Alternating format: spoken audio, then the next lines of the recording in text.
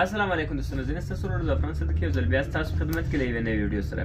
دوستانو په دې ویډیو کې تاسو ته کوم د کوم ترازو سي وزن نه برابرېږي، یعنی کم یا زیات ښیي، هغه څه رقم ته سیټ کېږي په دې ویډیو کې درته ښیم. دې ترازو کوډ نه اخیستلو، ډېر کوډونه موږ ورکړل خو هغه کوډ یې نه اخیستلو. موږ یو لاسي طریقه ورسره وکړه، تاسو سره یې شیر کوو.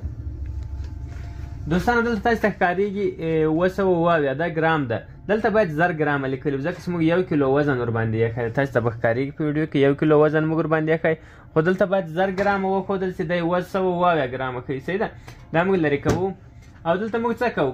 ترازو بندوو، بیرته یې خلاصوو چې تاسو ته معلومات وشي دلته کوم شی نور نشته پکې. موږ څه ورسره کوو؟ یوازې و بټن پریس کوو او له هغه وروسته ټیر بټن ووهو. کله چې مو دا وویل له هغه وروسته بیا چې کوو 2 ووهو، بیا یې ټیر ووهو. دلته موږ وزن ورباندې ږدو. کله چې مو وزن کېښودلو دلته موږ څه کوو؟ بیا ټیر بټن ووهو. کله چې مو دا وویل 3 رالو، دلته موږ د وزن اندازه دا 1000 ګرامه ده، موږ 1000 ګرام ورته انتخاب کوو. 1000 ګرامه انتخاب کوو، بیا ټیر ووهو.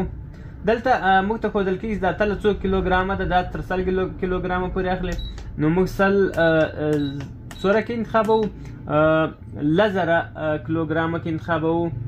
1000 نه 100,000 کیلوګرامه باید کې انتخاب شي. 1000 کیلوګرامه انتخابوو.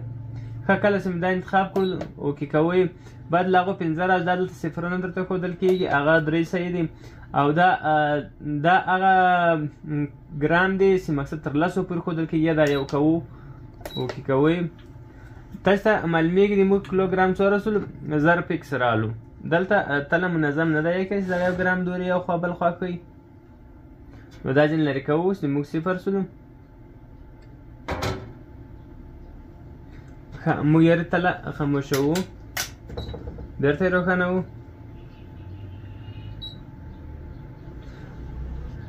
اوس ګورو دغه 1000 ګرامه ښیي، دا کله چې 99 ګرامه یا 1000 ګرامه ښیي، دا د تلې غیر منظموالی ده، له دې وجې ښیي، نور کوم مشکل نشته. دوستانو دا طریقه وله تاسو سره مې شیر کړه. که مې ویډیو خوښ شوي چینل سبسکرایب کړئ، ویډیو لایک کړئ، ښایسته کمنټ ورکړئ. د نورو ویډیو لپاره له موږ سره پاتې شئ. د سرلوړي او اباد افغانستان په هیله. الله مو